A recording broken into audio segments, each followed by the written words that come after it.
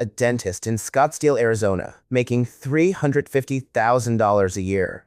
A teacher in Omaha, Nebraska, making $52,000 a year. A software engineer in Austin, Texas, making $140,000 a year. Three completely different income brackets. Three completely different lifestyles. Three completely different retirement outcomes. Here's the part that might ruin your afternoon. The teacher ends up with more money in actual retirement savings than the dentist. Not slightly more, significantly more. How does that happen? The dentist bought a $700,000 house with a swimming pool. The dentist leased a $90,000 SUV every 3 years.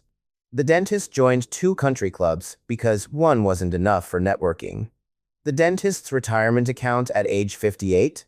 $230,000. The teacher?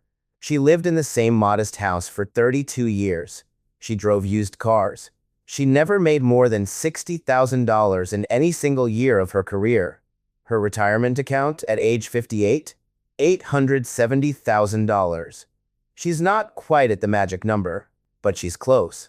The dentist isn't even in the same zip code as close.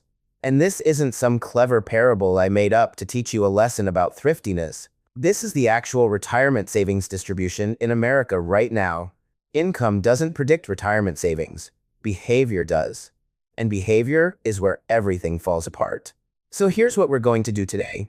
I'm going to explain exactly who actually has $1 million saved for retirement. Not net worth, not including the house, not counting the business you think might be worth something someday. Actual, investable, retirement-ready money, the kind that generates income when you stop working. And I'm going to show you why almost nobody gets there. Why the people who do get there aren't who you think they are, and why the entire system is designed to make you feel like you're winning while you're actually losing. This is going to get uncomfortable. Good.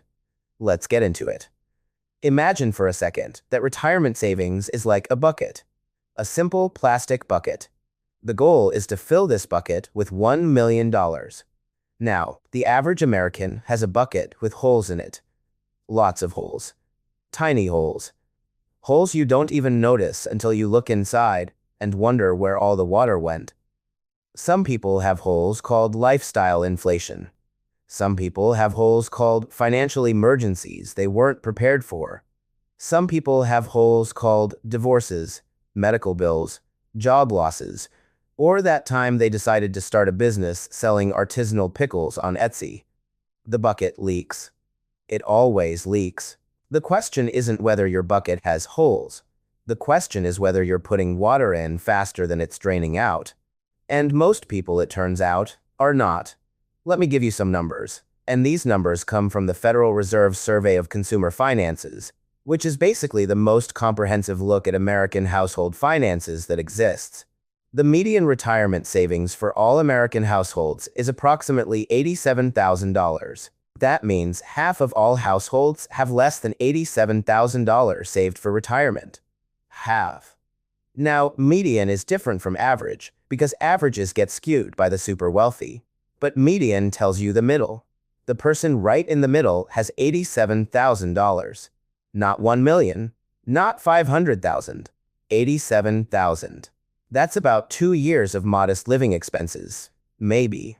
And here's where it gets worse. Among households headed by someone aged 55 to 64, the group closest to retirement, the median retirement savings is approximately $185,000.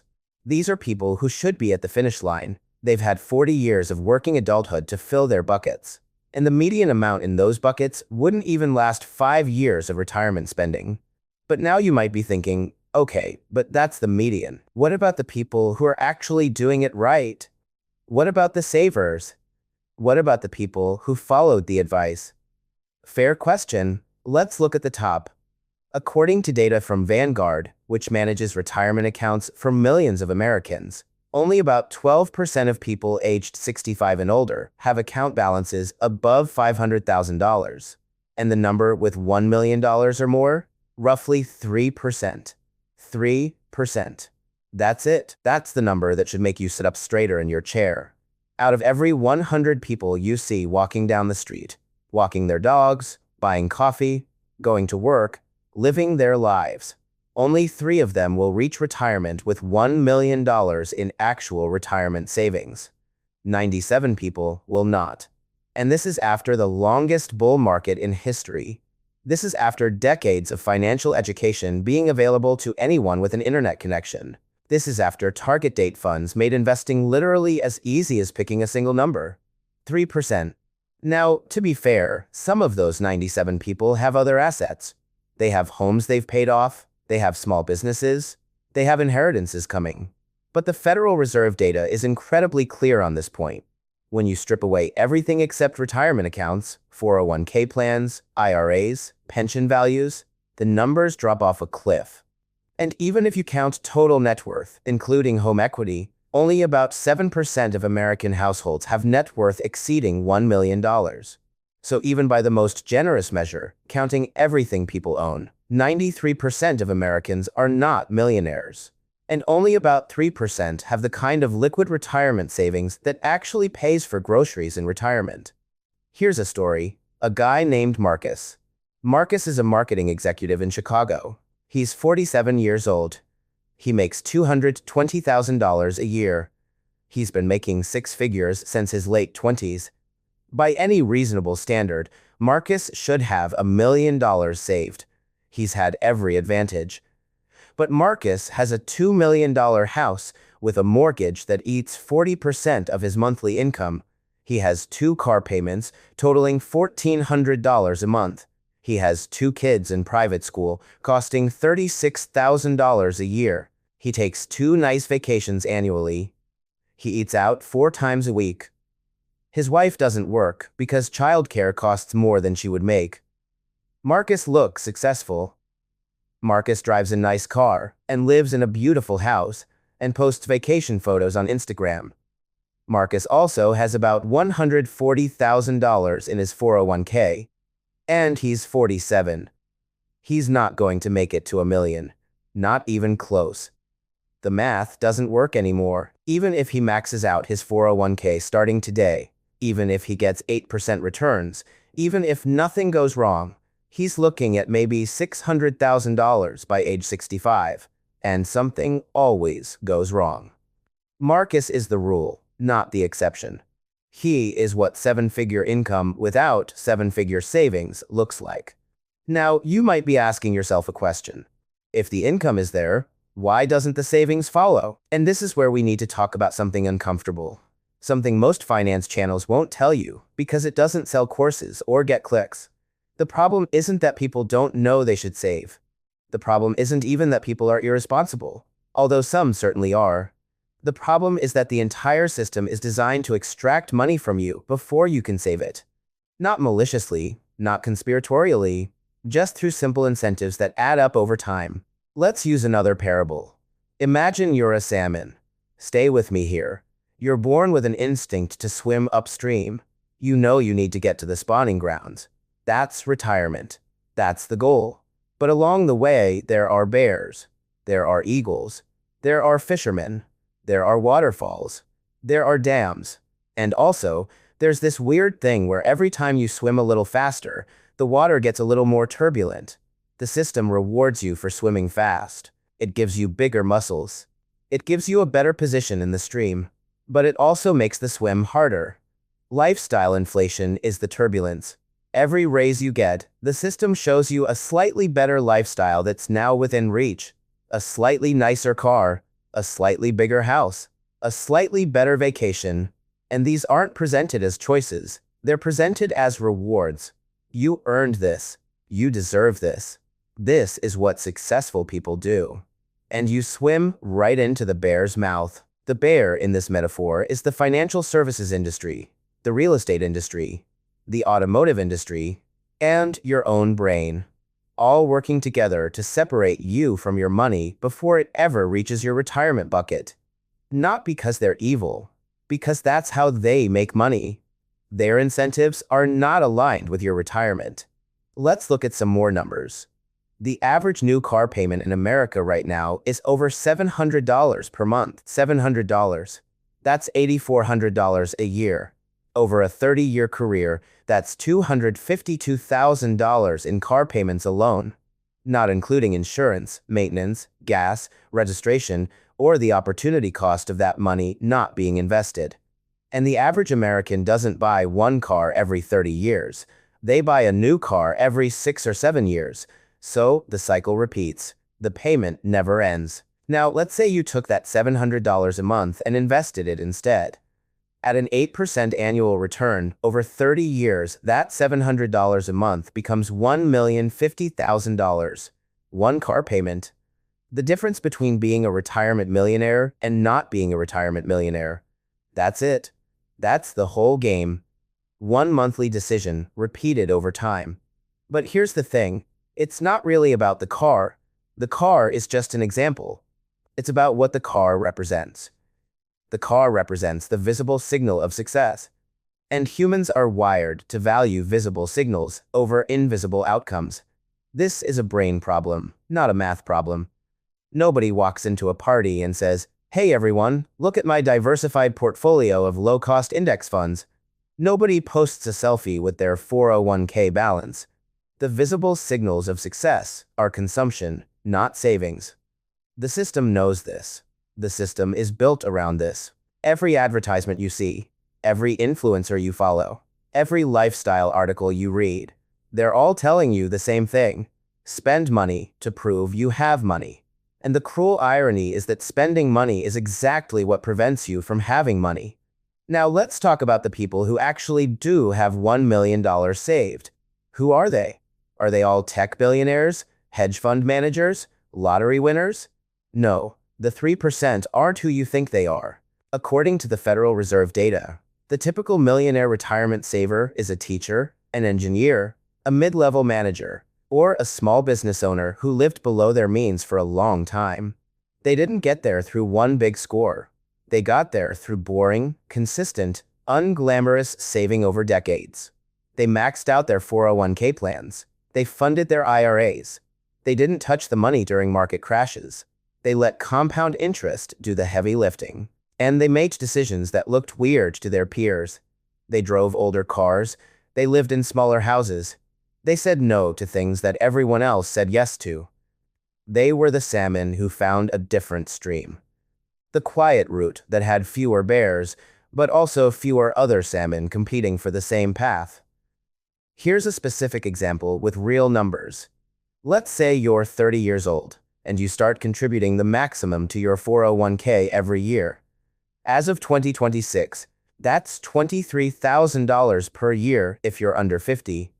Let's say you get a 3% employer match, which adds another $2,600 or so depending on your salary.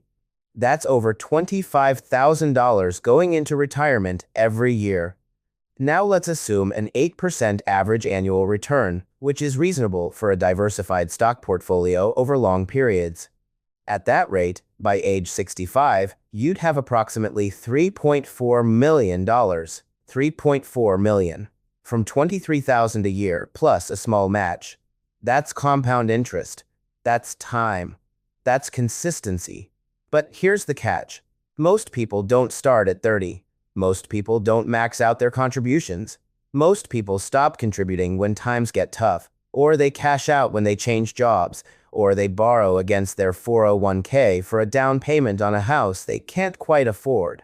The math works. The behavior doesn't. Now, you might be thinking, okay, but what about inflation? What about taxes? What about healthcare costs in retirement? These are fair concerns. And you're right. $1 million in 2045 won't buy what $1 million buys today.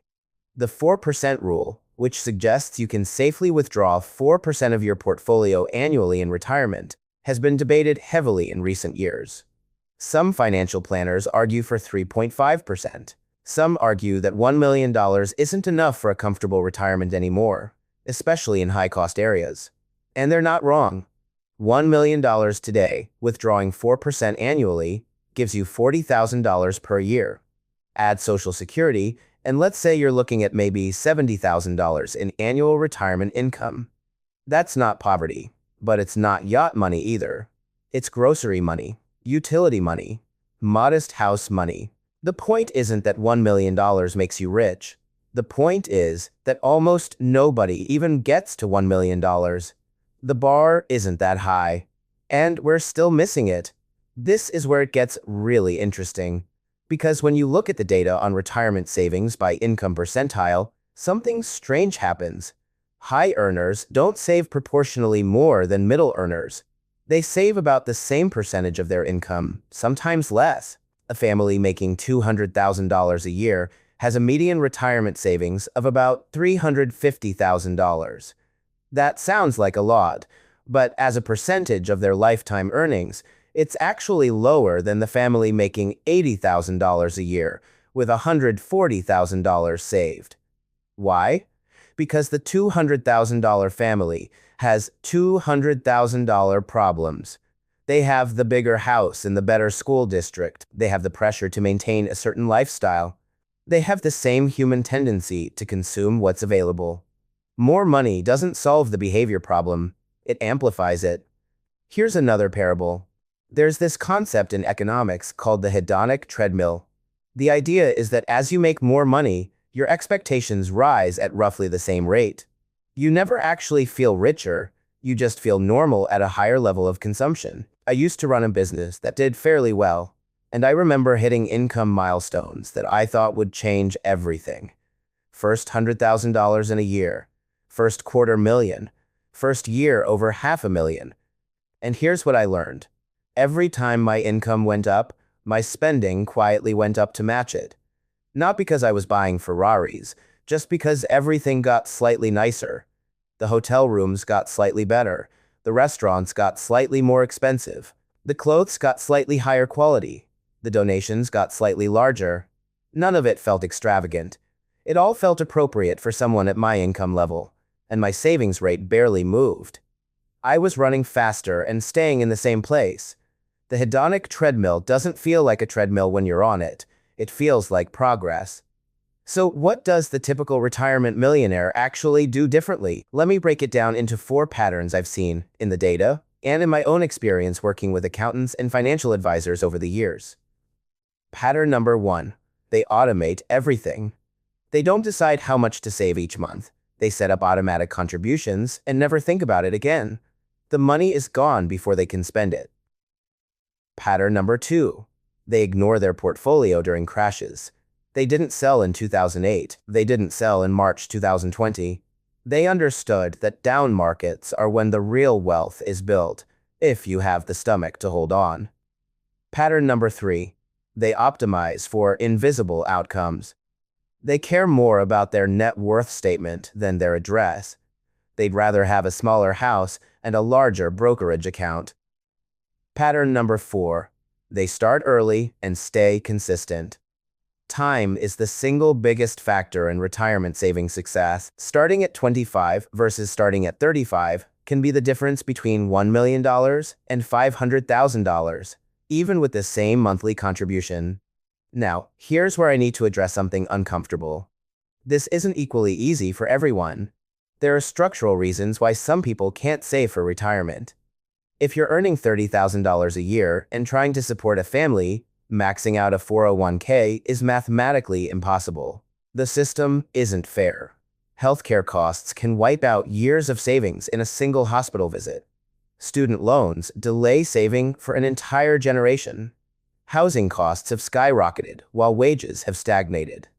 This video isn't directed at people who are genuinely struggling to survive. It's directed at the much larger group of people who have the income to save, but somehow never do. The Marcuses of the world, the $200,000 earners with $140,000 in retirement savings at age 47. The people who have the capacity to fill the bucket, but can't stop poking holes in it. By the way, hit subscribe if you like the content, otherwise YouTube's algorithm may never show you my videos again. I'm not being dramatic. That's literally how this works. Let me tell you about someone I know. We'll call him David.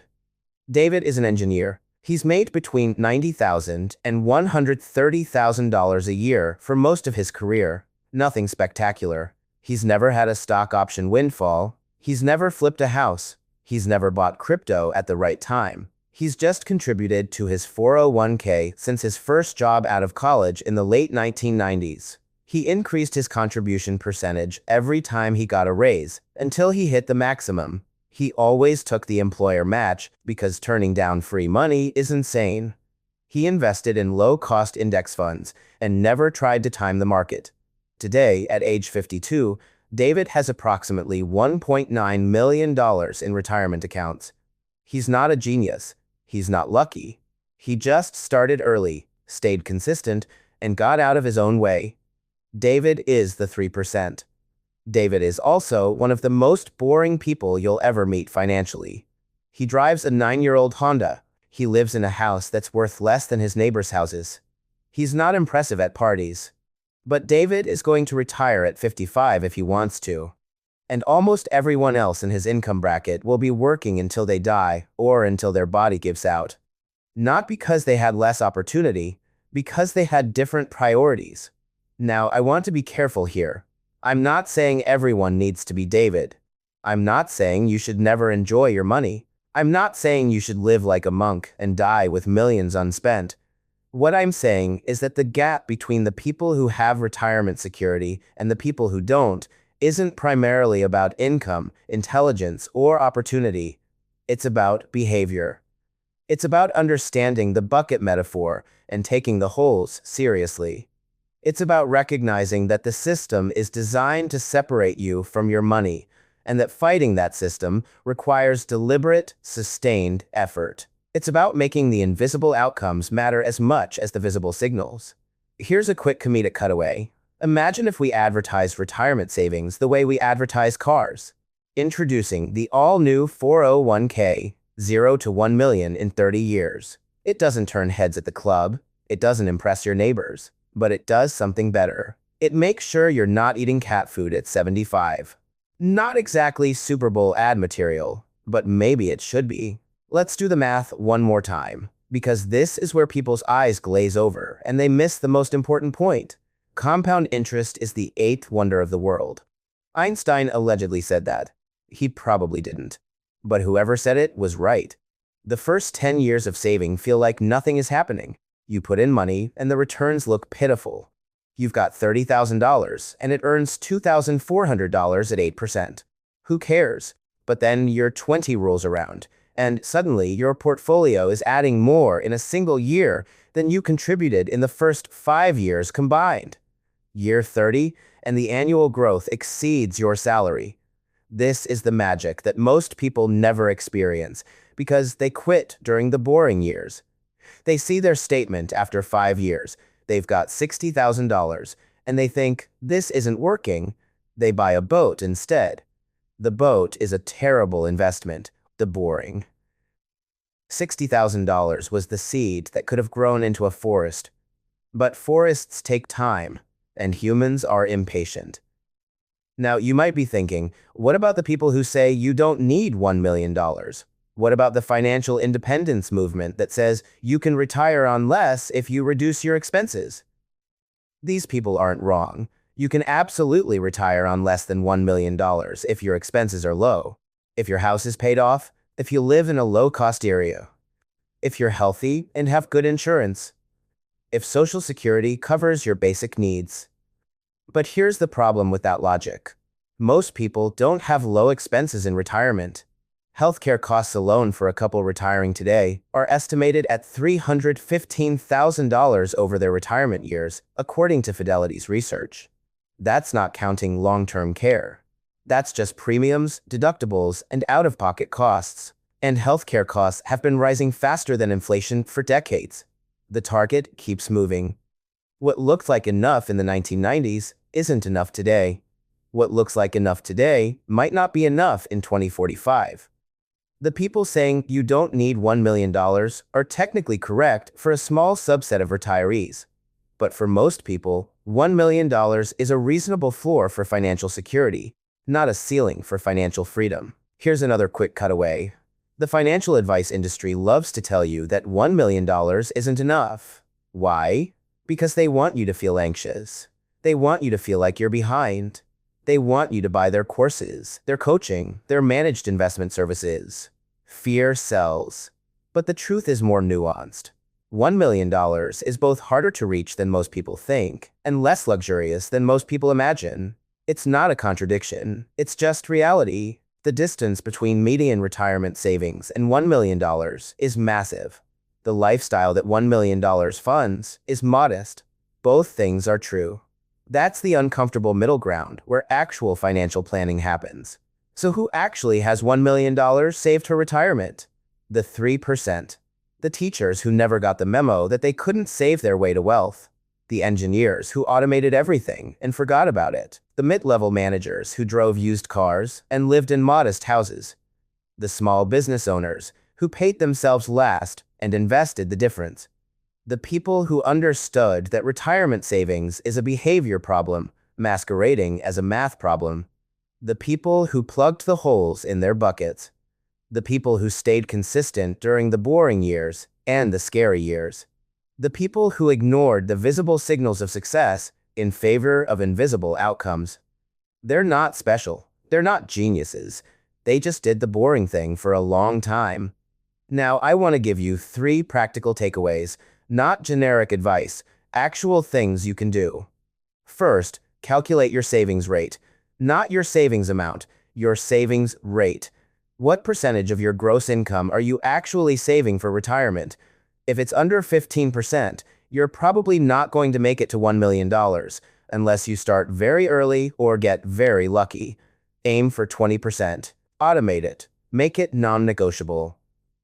Second, audit your holes. Look at your last 3 months of spending. Where is the money going that isn't serving your long-term goals?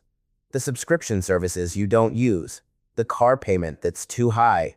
The house that's eating your retirement. The lifestyle inflation that crept in during the last promotion. Find the holes. Plug them. Third, and this is the most important one, stop waiting for the perfect time. The perfect time to start saving more was 20 years ago. The second best time is today. Every month you delay, the math gets worse. Compound interest works in both directions. It can build you a fortune, or it can demonstrate exactly what you lost by waiting. The final cynical line: lazy investing built more fortune than crypto memes. The people who bought boring index funds and forgot about them for 30 years ended up with more money than almost everyone who tried to get rich quickly. The 3% aren't special. They're just patient. And patience is the one thing the system is designed to destroy in you.